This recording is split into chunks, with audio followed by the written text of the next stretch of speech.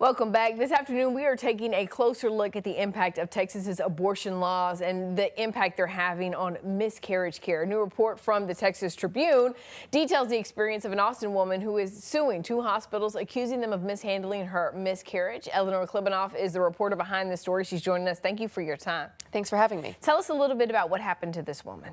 So this woman, Lynn Calloway, says, she went to her doctor, her OBGYN, and two Austin area hospitals while having a miscarriage. It was a documented miscarriage. There was no fetal cardiac activity, and she was told basically to go home and manage it on her own with Tylenol, even when it was clear she had an infection, and it took her several days, 2 ERs and a doctor's office to try to get the abortion-inducing medication she says she needed to be safe and healthy. So basically, and I want to take a moment to say this, there's no activity. She had lost her baby, and the doctors were just like, that's okay, it'll pass out, it'll come out. Yeah, and I mean, for some women that does happen, but in many cases, you need surgery or medication, which we often think of as abortion-inducing medication or abortion surgeries, but they're also used for miscarriages to empty the uterus and to prevent any hemorrhaging or infection or worse outcomes. And to be clear, she had already developed an infection. I'm reading your story. There was one point she was laying on the floor and her husband just didn't really know what to do. She thought she was going to die. I mean, nobody wants to go to the emergency room in the middle of the night twice. And, she was there really begging for help and, says the hospitals were not receptive because of fear of the abortion laws. And so let's talk about the abortion laws. We know that in the state of Texas, it is now illegal to perform an abortion unless a woman is at risk of dying or losing a major bodily function. There was confusion when it was initially passed, the law was initially passed, because it kind of left it at that. And we want to be fair, very harsh penalties for doctors, right? They're risking life in prison, losing their medical licenses. The legislature came back and said, okay, we've had some deaths, so let's reset here and say doctors can use their best judgment. And the clarifying law that passed last session specifically said, treat miscarriages. If a woman is miscarrying and she needs this, that is not considered an abortion. You're not in danger of being prosecuted.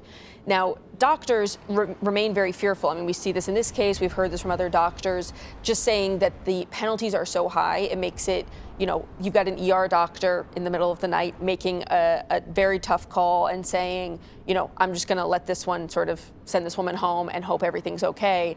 And she has filed complaints under the Texas Medical Board against those doctors saying, that's not what the law says to do. Yeah. And so when you think about those hospitals, I mean, what have they told you? Obviously, we have statements from both of them. We can bring them up. The first one, Baylor Scott & White. And we have their statement, their response. We're going to bring it up here in just a minute. But sum up for us, Baylor Scott & White, what they said. I mean, both hospitals essentially said that while they can't comment on this case due to patient privacy laws, they follow the law, they treat each patient as is needed. They didn't really address, again, this case or whether they feel like they provided her the sufficient care, but both said they would sort of go through the process. The other is, you can see, we're going to bring up this statement for the other hospital, which is St. David's. It'll pop up on your screen for folks watching in just a moment there. Where do we stand with that complaint process now? It's a long process. So she filed a complaint under EMTALA, which is a federal statute that sort of governs what emergency rooms must do, how they must treat patients. It's not an easy road. It's not like a thing where we're suddenly going to see this hospital shut down or anything. Sure. It's a long, slow administrative process. She's also filed these Texas Medical Board complaints against these doctors. We have seen doctors sanctioned in recent months in the cases where women have died due to delayed care. So, she's aware that this is not an easy road, but she and her lawyers feel like it's important to start documenting these cases. Not only that, and let people know about miscarriage care. Again, you're permitted to give the medicine under the law. Absolutely. All right, Eleanor Klibanoff from the Texas Tribune joining us. Of course, you can check out her story on the Texas Tribune's website. Thank you so much for being here. Thank you.